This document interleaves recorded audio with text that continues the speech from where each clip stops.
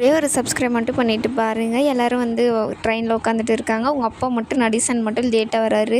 எங்கடா நான் எங்கடா உட்காரேன், நீங்கள் உட்காருவதா என்ன நேரத்துக்கு வந்திருக்கீங்க, உங்களுக்கு வந்து முன்னாடி இடம் பிடிக்க தெரியாதா அப்படின்னு சொல்லிட்டு, சரி தள்ளிங்க உட்காருங்க அப்படின்னு சொல்லிட்டு பார்த்தீங்கன்னா சோளங்கிட்ட சொல்கிறாங்க நிலா. இல்லை வேணாம் வேணாம், அவர் எங்கன்னா உட்காந்துட்டு போட்டு விடு அப்படின்றாங்க. உட்காருங்க தள்ளி அப்படின்னு சொல்லிட்டு பார்த்தீங்கன்னா எல்லாம் தள்ளி உட்காந்துட்டு ஜாலியாக போகிறாங்க.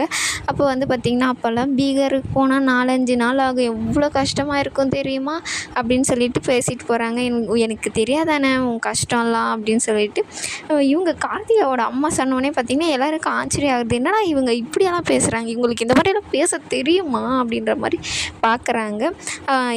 பார்த்திங்கன்னா கார்த்திகாவும் சேரனும் பார்த்திங்கன்னா இப்போ அவங்க வந்து கேட்பாங்க, ஏதாச்சும் சாப்பிட்றியா கார்த்திகா, அவனுக்கு ஏதாச்சும் வேணுமா அப்படின்னு சொல்லிட்டு அவங்க 2 பேரும் கொஞ்சம் சிரித்து பேசிப்பாங்க.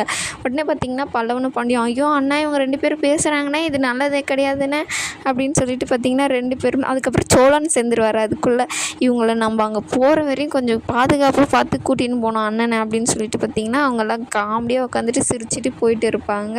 அதுக்கப்புறம் பார்த்திங்கன்னா கார்த்திகாவோட அம்மா வந்து 2 நாள் எப்படி இதிலே போகிறது, ரொம்ப கஷ்டமாக இருக்காது அண்ணி, நீங்கள் வந்து பெரியப்பாவையும் கூட்டிகிட்டு வந்திருக்கணும் அப்படின்னு சொல்லிட்டு, அவனே எதுக்கு கூட்டின்னு வந்த, அவ்வளோதான்டா போகிற வேலையே ஆகாது அப்படின்னு சொல்லிட்டு இவங்க 2 பேரும் சண்டை போட்டுப்பாங்க, கார்த்திகாவோட அம்மாவும் நடேசனும்.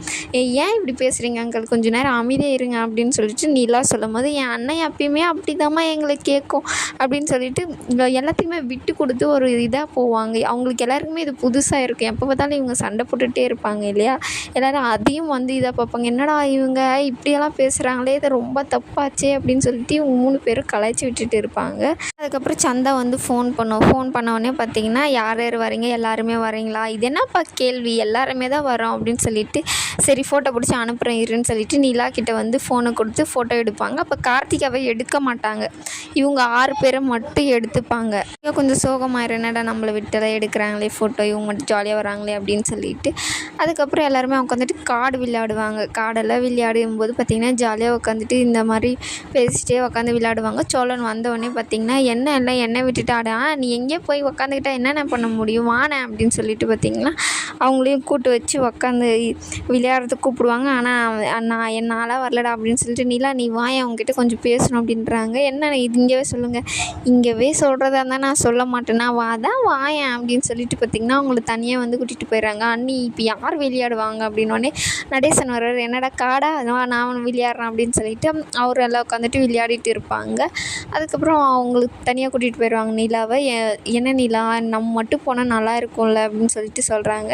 நம்ம மட்டும் போகிறதுக்கு ஏன்னா நம்ம ஹனிமூனாக போகிறோம், இங்கே நம்ம இதுக்கு தானே போனோம், ஹனிமூனுக்கே நம்ம ஃபேமிலியாக தானே போனோம், இனிமேல் நம்ம தனியாக போகலாம் அப்படின்னு சொல்லிட்டு சொல்லுவாங்க. என்ன சொல்கிற நிலா, ஆமாம் எனக்கு ரொம்ப ஆசை தெரியுமா, இந்த மலை பெரிய மலை அங்கெல்லாம் போய் ஸ்டே பண்ணணும், இப்பயும் அப்படி தானே போனோம், இது இல்லைங்க ரொம்ப பெருசாக போகணும் அப்படின்னு சொல்கிறாங்க. நான் இனிமேல் நிஜமாவா நிலா, இது நீயா நிலா இப்படியெல்லாம் பேசுகிறது, ஆமாம் அண்ணன் இனிமேல் இப்படி தான் இருப்பேன் நானே உங்களுக்கு 4-5 இடம் சொல்கிறேன், அங்கே போகிறோம் நம்ம அப்படின்னு சொல்லிட்டு சொல்கிறாங்க. ஐயோ எனக்கு கேட்டவே சந்தோஷமாக இருக்கே அப்படின்னு சொல்லிட்டு 2 பேரும் ஜாலியாக பேசிட்டு வருவாங்க.